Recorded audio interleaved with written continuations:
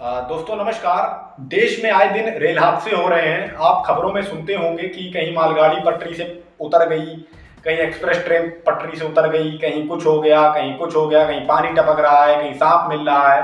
कई तरह की बातें सामने आ रही हैं जो ट्रेनों की अव्यवस्था और जो जिस तरह से वहाँ चीज़ें लापरवाही जो है उसकी तस्वीरों को साफ बयां करती हैं।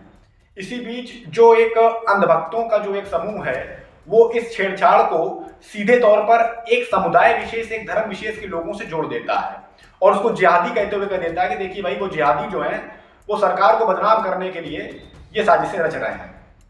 लेकिन अब खुलासे भी होने लगे हैं। समझना जरूरी है कि खुलासे भी हो रहे हैं और सच को समझना भी जरूरी है कि जो सच्चाई सामने आ रही है उन अंधभक्तों को करारा जवाब भी दे रही है। जी हाँ, पहला मामला रामपुर से, जहां रेलवे ट्रैक पर एक खंभा पड़ा हुआ मिला था।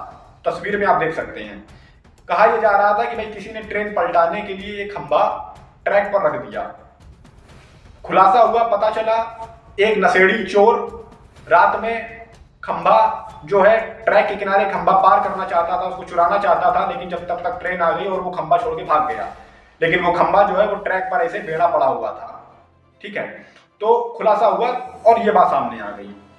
दूसरा मामला सूरत, रेलवे कर्मचारियों ने प्रमोशन पाने के लिए वो जो ट्रेन की जो पटरियां होती हैं उनसे उसमें उन्होंने तोड़फोड़ करी और छेड़खानी कर दी और उसके बाद उन्हीं ने ही सूचना दे दी कि भैया देखिए कि यहाँ देखिए ट्रेन जो है, ये ट्रैक जो है गड़बड़ है और आप ट्रेन को रोक दीजिए ताकि उनको प्रमोशन मिल जाए और छुट्टी मिल जाए। इस तरीके की बात वहां देखिए सामने आती है।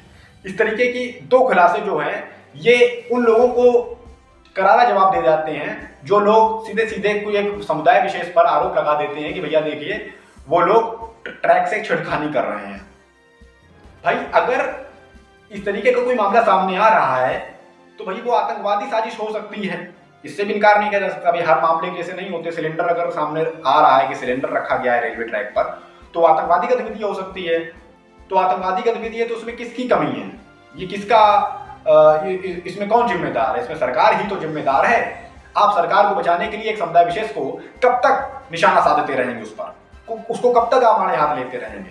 वैसे एक बड़ा ग्रुप जो है वो अब इन सब चीजों को समझ रहा है, समाज जागरूक हो रहा है और उम्मीद यही की जाती है कि समाज इन सब चीजों को समझे, जाने कि भाई अपराध जो है वो अगर बढ़ रहा है या इस तरीके की कोई आतंकवादी साजिश सामने आ रही है तो ये सरकार की कमी है।